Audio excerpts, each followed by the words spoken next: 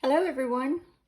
I wanted to do a short video this morning just to show you how I organize my dies and my stamp sets. I've had several questions about that, so I thought I would just show you. I just got a new order in, so these need to be put into my system. When the stamp sets come in, I just put my name and my phone number on them. Sometimes when we're all stamping together, you don't know whose stamp set is whose, so I just make sure I have my name on them, and in case I ever leave one behind, they'll know who it belongs to and have a way to contact me. The other thing is, whenever I get a new die set, I have these pockets that have tabs on them. Let's see if you can see those. These pockets I get from Totally Tiffany. There is a link on my website under organization if you'd like to see more about them. I use the cards from Stamp & Storage. These are magnetic. They have a chipboard back. The new ones have like a patterned back. I have some of those, but when dies retire, I take them off the magnetic card and put them back in the envelope that they came into this, and I can reuse these. It's just a way to save a little bit of money. So, and then I have a label maker that I use to make my labels with, and I've made a separate video showing you how to use that. So this stamp set is North Pole Wonder. So this is my North Pole Wonder. I'm going to take my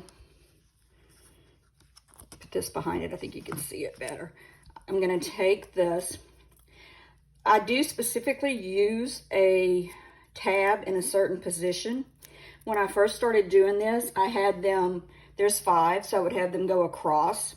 Well, that worked great when I set my system up, but as soon as we started getting new dies and as soon as things started retiring, that didn't work anymore. So now all my A's are in the first position, B's second, C's third, and so forth. And so that way, if I'm looking for something, they're even. So I do that. I also have a label that I put on here that I will, I have not done yet because I like to know if it's going to take 1 card or 2.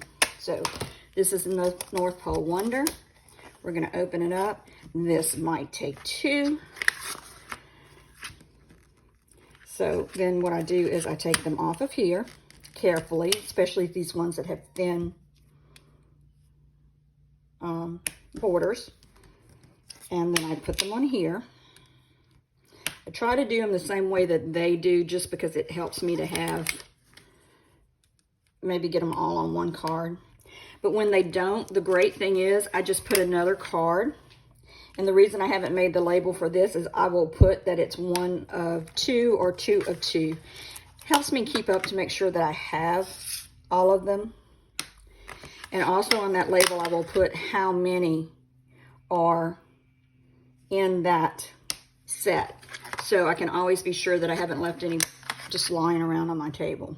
So you can see I don't always go exactly by the way they do it. This one is just going to go over into another one. So I think what I'm going to do is I'm going to take my deer and I'm going to put that on a separate one. And put this right here. I like these circles. Those are going to be great for all the time, not just this set. And then I'm going to take a different one and I'm going to put that on there. I'll have my 2 deer together. And then I put them back to back. So when I flip it over, I can see both sides. And then I'll put this in here. And now I will make my label because I'll know that I'll need it to say 1 of 2 or 2 of 2. Let me find one. This is the layering ovals. You can see I put the name, how many dies are in it. I put the item number. I put the cost of the die set. And this case, I put 1 of 2 so that I know that there's more on the back. And I do the same thing and put 2 of 2. And then for now, I am using this. This is where I keep my dies. Now these are my current dies. I keep my retired dies in a separate place. So now I'll just go alphabetically and put it with the ends. That's gonna go with the ends. I'm gonna put this one back. It goes with the L's. And so now when I wanna die, because I just like things out where I can see them. Since I have started using this system, I use my dies much more. And like when I was talking about that circle die, that's a die that's made for that stamp set, but that's a die that will go with anything. So I'm going to continue to do the same process with the other two dies that I have to organize. And let me show you. This is what you'll see in the next video. This is my label maker. It has a USB cord. It connects to my computer, which is one thing that I love. I'm able to use any font that I have on my computer to make my labels. It's very easy to load and change the size of the tape you're using.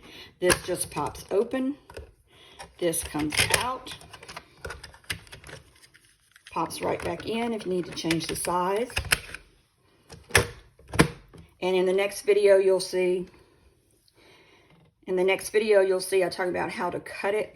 This is the enter key down here, the shift key, and this is the little magnifying glass. And this is what helps it to cut that final label.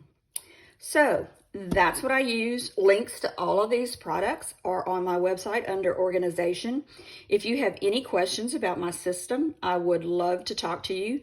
I think organization is as much my hobby as the crafting and stamping is. So I'm always eager to talk to someone about that. So stay tuned for part 2. We'll talk later. Thank you.